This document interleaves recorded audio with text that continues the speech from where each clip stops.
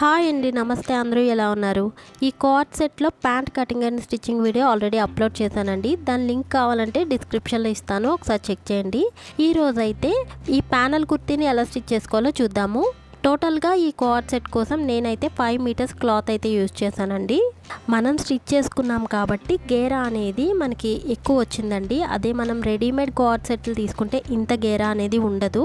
అలాగే ప్యాంట్ కూడా మనం ప్లాజో ప్యాంట్ లాగా లూజ్గా స్టిచ్ చేసుకోవచ్చు. బట్ నేనైతే ట్రౌజర్ ప్యాంట్ లాగే స్టిచ్ చేసుకున్నాను. నెక్ అయితే చాలా సింపుల్గా స్టిచ్ చేసుకున్నానండి. ఇక్కడ మీకు లైన్ అనేది చూపిస్తున్నాను కదా, అక్కడ జాయింట్ అనేది ఉంటుందండి. సేమ్ అట్ సైడ్ కూడా ఉంటుంది. అయితే మనకి ఇది బ్లాక్లో డిజైన్ వచ్చింది కాబట్టి అక్కడ జాయింట్ అనేది కనిపించట్లేదు. అండ్ నేను దీనికి పాకెట్ కూడా పెట్టుకున్నాను. మీరు కావాలంటే పెట్టుకోవచ్చు, లేదంటే లేదు. అండ్ నేను పాకెట్ అనేది ఈ వీడియోలో చూపించట్లేదు, అది నెక్స్ట్ వీడియోలో చూపిస్తాను. సో ఇప్పుడైతే మనం వీడియోలోకి వెళ్ళిపోదాం. మనం ఫ్రంట్ అండ్ బ్యాక్ పార్ట్స్ రెండు ఒకసారి కట్ చేసుకుంటున్నామండి. అందుకే నేను 4 లేయర్స్ మీద అయితే క్లాత్ని ఇలా ఫోల్డ్ చేసి పెట్టుకున్నాను. ఫోల్డింగ్స్ అనేది నా వైపు ఉన్నాయి, ఓపెన్ సైడ్ అనేది బయటకు ఉన్నాయి. ఓకే, ఇప్పుడు క్లాత్ ఫుల్ లెంత్ ఎంత ఉందో ఒకసారి చెక్ చేస్తున్నానండి. టోటల్గా 45 ఇంచెస్ అయితే ఉంది. బట్ నాకు కుర్తీ లెంత్ వచ్చేసి 43 ఇంచెస్ కావాలి. దానికి ఖర్చు కోసం 1.5 ఇంచ్ అనేది ఎక్స్ట్రా కలుపుకోవాలి. అంటే ఇప్పుడు మనకి టోటల్గా 44.5 ఇంచెస్ అనేది కావాలి. అయితే మనకి ఒక 1/2 ఇంచ్ అనేది ఎక్స్ట్రా ఉంది. అది మనం ఎక్స్ట్రాస్ అనేది తర్వాత కట్ చేసేసుకుందాము. మనం ఈ షోల్డర్ పార్ట్ దగ్గర ఒక 4.5 ఇంచెస్కి ఒక మార్కింగ్ అయితే పెట్టుకోవాలి. ఈ మార్కింగ్ని ఒక 14.5 ఇంచెస్ వరకు లైన్ కింద డ్రా చేసేసుకోవాలి. ఇక్కడ మీకు చూపిస్తున్నాను కదా, 14.5 ఇంచెస్కి అయితే ఇక్కడ నేను ఒక మార్కింగ్ అనేది పెట్టుకుంటున్నాను. సో ఇది మనకి హిప్ పాయింట్ అండి. తర్వాత ఈ కింద వైపు ఈ సైడ్లో అయితే 6.5 ఇంచెస్కి ఒక మార్కింగ్ అనేది పెట్టుకోవాలండి. సో నేను ఓపెన్ సైడ్లో పెట్టుకుంటున్నాను, మీకు అర్థమవుతుంది కదా. మనకి 1/2 ఇంచ్ క్లాత్ అనేది ఎక్స్ట్రా ఉంది కదా, దాన్ని అయితే ఇప్పుడే మార్క్ చేసేసుకుంటున్నాను. మనం కట్ చేసుకున్నప్పుడు ఈజీగా ఉంటుంది. హిప్ పాయింట్ దగ్గర నుంచి మనం కింద 6.5 ఇంచెస్కి మార్క్ చేసుకున్నాం కదా, అక్కడ వరకు నేను వీడియోలో చూపించిన విధంగా లైన్ అయితే డ్రా చేసేసుకోవాలి. మన దగ్గర పెద్ద స్కేల్ ఉంటే దాంతో అయితే డ్రా చేసేసుకోవచ్చండి. బట్ నా దగ్గర లేదు, అందుకే ఇలా టేప్తోనే ఇలా డ్రా చేసుకుంటున్నాను. సో ఇక్కడ మనకి హిప్ పాయింట్ దగ్గర అలా లైన్ కింద కాకుండా కొంచెం కర్వ్ షేప్ అనేది తిప్పుకోండి. తర్వాత ఈ మార్కింగ్స్ ప్రకారం అయితే కట్ చేసేసుకోవాలి.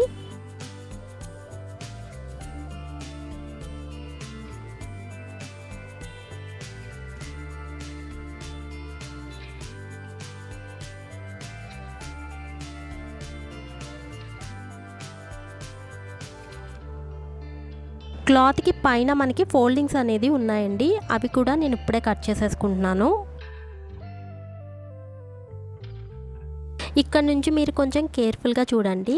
ఈ సైడ్ పార్ట్స్ అనేది మనం ఇలా రివర్స్ చేసేసుకోవాలి. అది కూడా ఈ వీవింగ్ అనేది ఈ సైడ్స్కి వచ్చేలాగా జాయిన్ చేసుకోవాలి. ఇలా పెట్టుకోవడం వల్లే మనకి ఈ కుర్తీ గేరా అనేది ఎక్కువ పెరుగుతుందండి.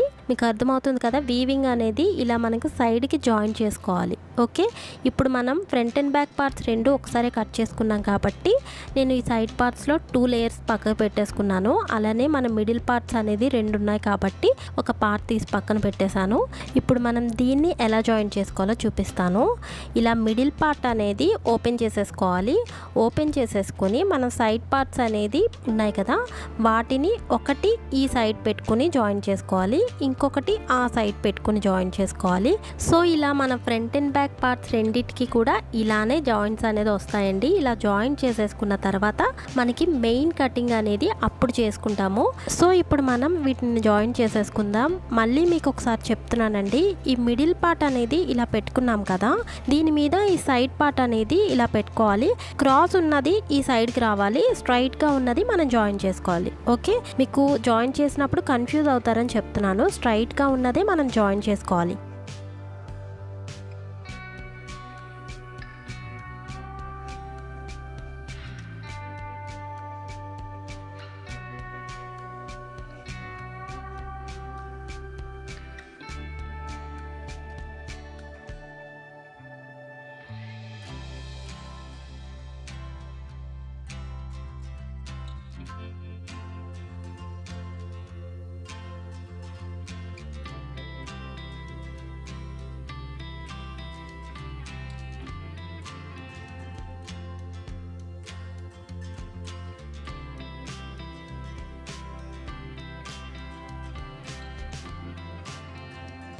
ఈ చివరికి వచ్చేటప్పటికి కొంచెం క్లాత్ అనేది తక్కువ వస్తుంది, ఏం కంగారు పడొద్దు, ఎందుకంటే అసలైన కటింగ్ మనం తర్వాత చేసుకుంటాం కాబట్టి ఈ అప్స్ అండ్ డౌన్స్ అనేది ఆ కటింగ్లో వెళ్ళిపోతాయండి.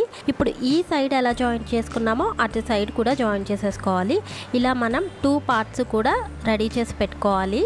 ఇలా జాయిన్ చేసుకున్న తర్వాత నేను క్లాత్ అనేది కొంచెం పోగుల కింద వస్తుందని చెప్పి ఓవర్లాక్ కూడా చేసేసుకున్నాను, అదే మీకు ఇక్కడ వీడియోలో చూపిస్తున్నాను. సో ఇలా మనం 2 పార్ట్స్ రెడీ చేసి పెట్టుకున్నాం కదా. ఇప్పుడు ఒక పార్ట్ తీసుకొని ఇలా మిడిల్లోకి ఫోల్డ్ చేసుకోవాలి. ఎక్కడ కూడా ఫోల్డింగ్స్ అనేది లేకుండా నీట్గా సర్దుకొని పెట్టుకోవాలి. సేమ్ సెకండ్ పార్ట్ కూడా ఇలానే ఫోల్డ్ చేసుకుని దీని మీదే పెట్టుకోవాలండి. పెట్టుకుని కదలకుండా ఉండడం కోసం నేను చుట్టూ కూడా పిన్స్ అనేది సెక్యూర్గా పెట్టేసుకుంటున్నాను.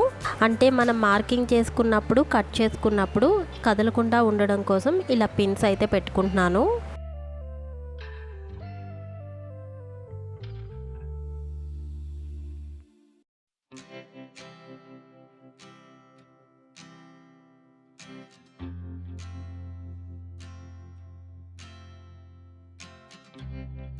ఫస్ట్ మనం షోల్డర్ పార్ట్ అనేది మార్క్ చేసేసుకోవాలి.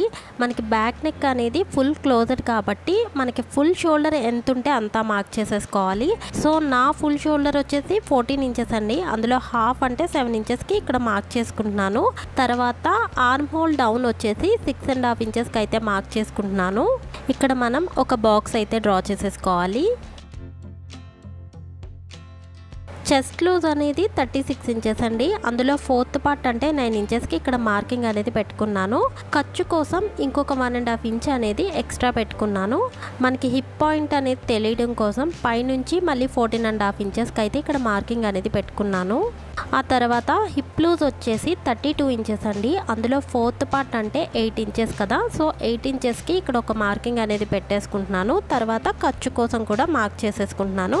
ఇప్పుడు ఈ మార్కింగ్స్ని అయితే ఇలా లైన్ కింద డ్రా చేసేసుకోవాలి. ఆ తర్వాత నెక్ విడ్త్ వచ్చేసి 2.7 అండి. సో అక్కడ ఒక మార్కింగ్ అనేది పెట్టేసుకున్నాను.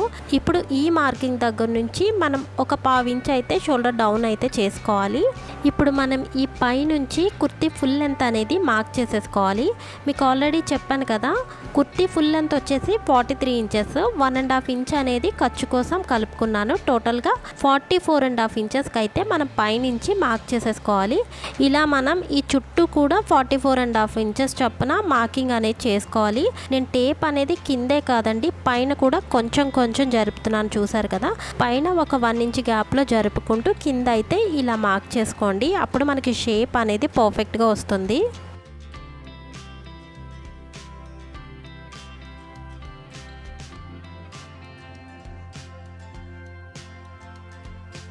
ఆ తర్వాత హిప్ పాయింట్ దగ్గర నుంచి ఈ చివరి వరకు షేప్ అనేది నేను వీడియోలో చూపించిన విధంగా డ్రా చేసేసుకోండి. ఇప్పుడు ఈ మార్కింగ్స్ ప్రకారం అయితే నేను కట్ చేసేసుకుంటున్నాను. అయితే నేను ఆర్మ్ హోల్ రౌండ్ అనేది తీయడం మర్చిపోయానండి.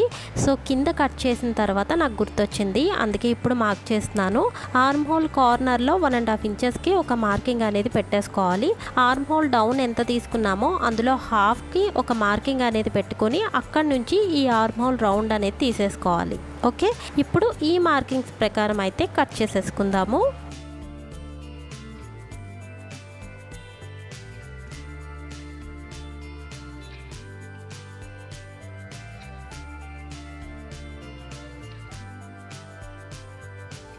ఆర్మ్ హోల్ లో అనేది ఇందాక మార్క్ చేయలేదు కదా, అందుకే ఇప్పుడు మార్క్ చేసేసుకుని కట్ చేసేసుకుందామండి. అయితే ఇక్కడ మనకి ఫ్రంట్ అండ్ బ్యాక్ పార్ట్స్ రెండు కలిపి ఉన్నాయి, అందుకే నేను ఓన్లీ ఫ్రంట్ పార్ట్కే ఇక్కడ కట్ చేస్తున్నాను. కింద బ్యాక్ పార్ట్ అనేది అలానే వదిలేసాను. మీకు ఇక్కడ కట్ చేసినప్పుడు అర్థమవుతుంది కదా, నేను ఓన్లీ ఫ్రంట్ పార్ట్కే కట్ చేస్తున్నాను. మీరు ఒకవేళ కన్ఫ్యూజ్ అయ్యి రెండు కలిపి కట్ చేయకండి, ఓన్లీ ఫ్రంట్ పార్ట్కే మన ఆర్మ్ హోల్ లో అనేది కట్ చేసుకోవాలి. ఇప్పుడు బ్యాక్ నెక్ అనేది మార్క్ చేసేసుకుంటున్నాను. విడ్త్ వచ్చేసి 2.7 అని చెప్పాను కదా. డీప్ అనేది 2.5 ఇంచెస్కి మార్క్ చేసేసుకొని మనం ఈ నెక్ అనేది డ్రా చేసుకొని కట్ చేసుకోవాలి. ఫస్ట్ అయితే నేను 3 ఇంచెస్ అనుకుని మార్క్ చేశానండి, మళ్ళీ గుర్తొచ్చింది 2.5 ఇంచెస్ సరిపోతుందని మళ్ళీ 1/2 ఇంచ్ తగ్గించేసి ఇప్పుడు ఈ మార్కింగ్ ప్రకారం అయితే కట్ చేసేస్తున్నాను. ఇలా కట్ చేసేసుకున్న తర్వాత మీకు ఓపెన్ చేసి చూపిస్తున్నానండి కుర్తీ షేప్ అనేది ఏ విధంగా ఉంటుందో. నేను ఓన్లీ బ్యాక్ నెక్కే కట్ చేశాను కదా, ఫ్రంట్కి అయితే బక్రమ్ షీట్ అనేది యూస్ చేస్తున్నానండి. సో నెక్ విడ్త్ వచ్చేసి 2.7కి అయితే మార్క్ చేసుకున్నాను. నెక్ డీప్ వచ్చేసి 6 ఇంచెస్కి మార్క్ చేసేసుకొని ఇక్కడ ఒక బాక్స్ అనేది డ్రా చేసేసుకోవాలి. మీరు ఏ నెక్ అనేది పెట్టుకోవాలనుకుంటున్నారో ఆ నెక్ షేప్ అనేది ఈ బాక్స్లో డ్రా చేసేసుకోవాలి. నేనైతే చాలా సింపుల్ నెక్ అని చెప్పాను కదా, రౌండ్ షేప్ అనేది తీసుకుని కింద చిన్న వీ షేప్ అనేది కట్ చేసుకుంటున్నానండి. సో ఇప్పుడు మనం ఇలా డ్రా చేసేసుకున్న తర్వాత నెక్ అనేది ఆ చుట్టూ కూడా ఒక 1 ఇంచ్ లేదా 1.5 ఇంచ్ ఎక్స్ట్రా ఉండేలాగా మార్క్ చేసేసుకోవాలి. మార్క్ చేసేసుకొని ఈ మార్కింగ్ ప్రకారం అయితే మనం బక్రమ్ షీట్ అనేది కట్ చేసేసుకోవాలి.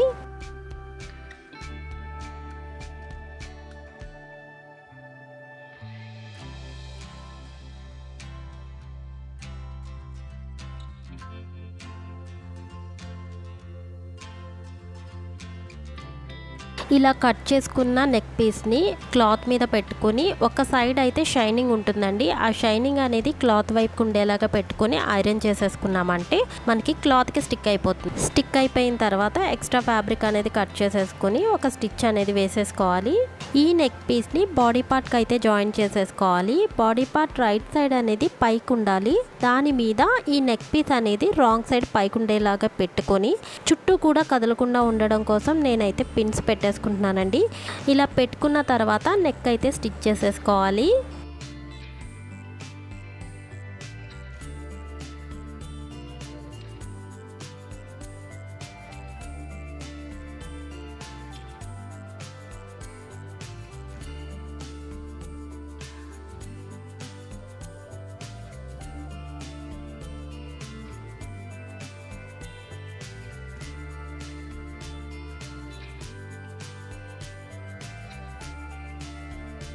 ఇప్పుడు ఎక్స్ట్రా ఫ్యాబ్రిక్ అంతా కట్ చేసేసుకొని ఈ నెక్ చుట్టూ కూడా చిన్న చిన్న కట్స్ అనేది ఇవ్వాలి. ఇలా కట్స్ ఇచ్చేసిన తర్వాత నెక్ పీస్ అనేది వెనక్కి తిప్పేసుకొని ఒక టాప్ స్టిచ్ అనేది వేసేసుకోవాలి.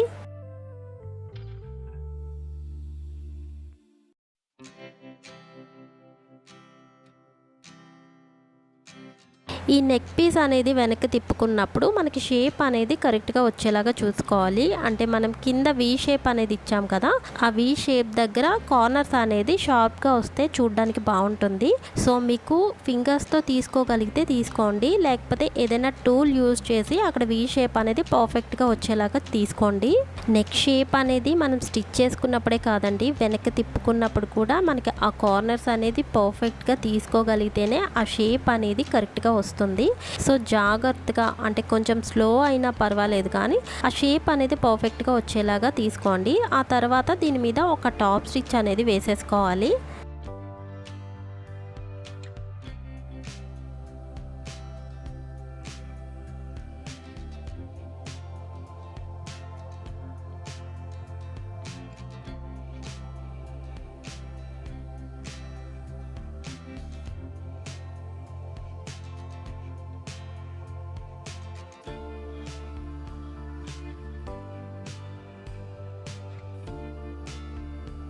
సో మనకి ఫ్రంట్ నెక్ అనేది కంప్లీట్ అయిపోయిందండి. చూసారు కదా నెక్ షేప్ అనేది ఎంత పర్ఫెక్ట్గా వచ్చిందో.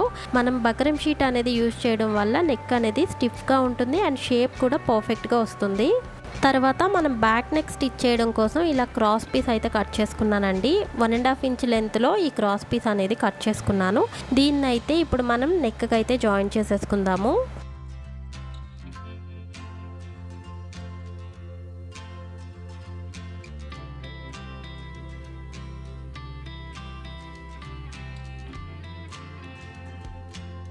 ఇప్పుడు బ్యాక్ నెక్ కూడా చుట్టూ చిన్న చిన్న కట్స్ అనేది ఇచ్చేయాలి. ఇలా కట్స్ ఇచ్చేసిన తర్వాత ఇప్పుడు ఈ నెక్ పీస్ని మనం వీడియోలో చూపించిన విధంగా డబల్ ఫోల్డ్ చేసేసుకుని దీని మీద టాప్ స్టిచ్ అనేది వేసేసుకోవాలి. ఈ బ్యాక్ నెక్కి 2 డబుల్ స్టిచెస్ అనేది వేయాలి. ఒకటి నెక్ ఎడ్జ్లో, ఇంకొకటి ఈ నెక్ పీస్కి ఎడ్జ్లో ఇంకొక స్టిచ్ అనేది వేసేసుకున్నామంటే హెమ్మింగ్ చేసుకోవాల్సిన అవసరం ఉండదు. ఓకే.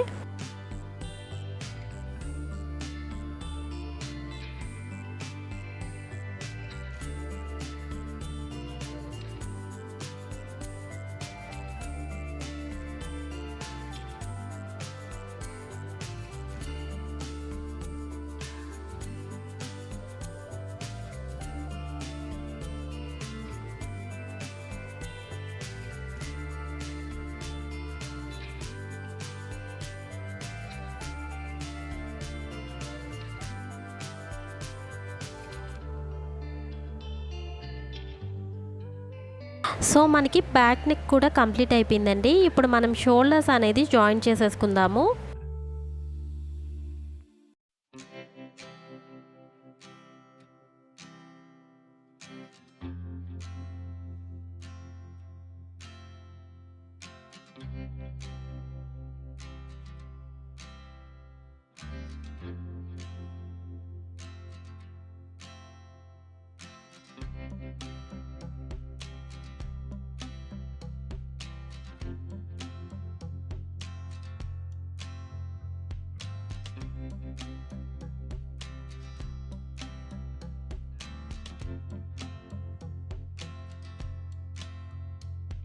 సో మనం షోల్డర్స్ అయితే జాయిన్ చేసేసుకున్నాం కదా, తర్వాత హ్యాండ్స్ కూడా జాయిన్ చేసేసుకోవాలండి. బట్ నేను ఈ వీడియోలో హ్యాండ్స్ కటింగ్ అండ్ స్టిచ్చింగ్ అనేది చూపించలేదు.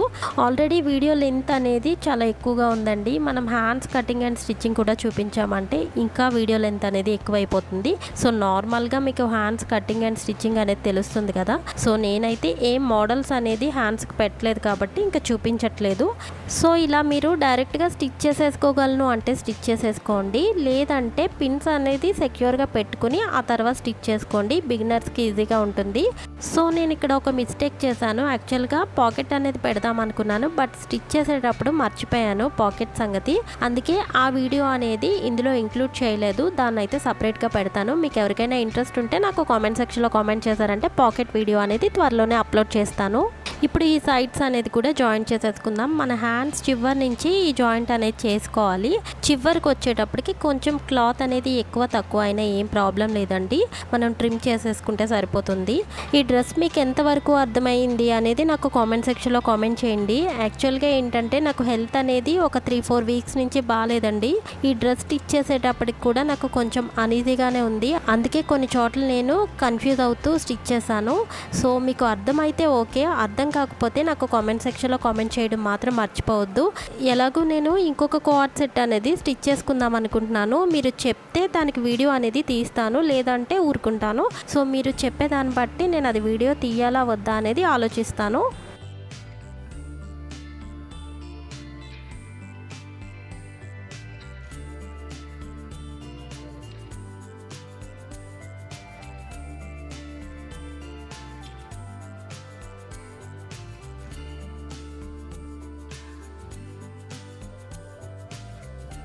సో చివరికి వచ్చేటప్పటికి కొంచెం క్లాత్ అనేది ఎక్కువ ఉంది కదా, దీన్ని మనం ట్రిమ్ చేసేసుకోవచ్చు.